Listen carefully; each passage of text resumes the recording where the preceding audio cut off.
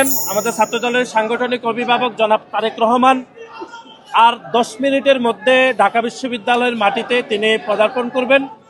আপনারা জানেন গত 25শে ডিসেম্বর বাংলাদেশের গণতান্ত্রিক ব্যবস্থাকে শক্তিশালী করা, স্বাধীনতা, সার্বভৌমত্ব এবং গণতান্ত্রিক যাত্রার অঙ্গীকার নিয়ে জনাব তারেক রহমান 17 বছর পর বাংলাদেশে পদার্পণ করেছেন। এবং আপনারা অনেকেই জানেন যে বাংলাদেশের চলমান যে বিশৃঙ্খল অবস্থা সেটিকে অনেকটা সামাল দেওয়ার জন্য এবং অনেকে বলছেন এই পরিস্থিতি উত্তরণের জন্য জনাব তারেক রহমানের স্বদেশে প্রত্যাবর্তন অত্যন্ত জরুরি ছিল।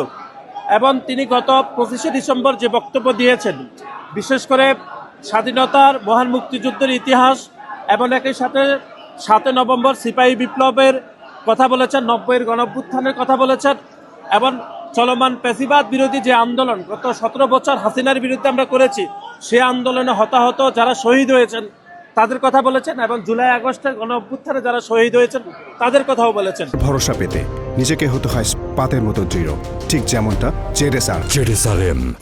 এবং সর্বশেষ জুলাই আগস্টের গণঅভ্যুত্থানে যে শহীদ হয়েছেন আমাদের হাদি, তার কথা বলেছেন, তার ইনসাফের কথা বলেছেন। আজকে অল্প কিছুক্ষণের মধ্যে তিনি এখানে কবর জিয়ারত করবেন। বাংলাদেশের জাতীয় কবি নজরুল ইসলাম এবং জুলাই আগস্টের সম্মুখ সারির যোদ্ধা ওসমান হাদির কবর জিয়ারত করবেন।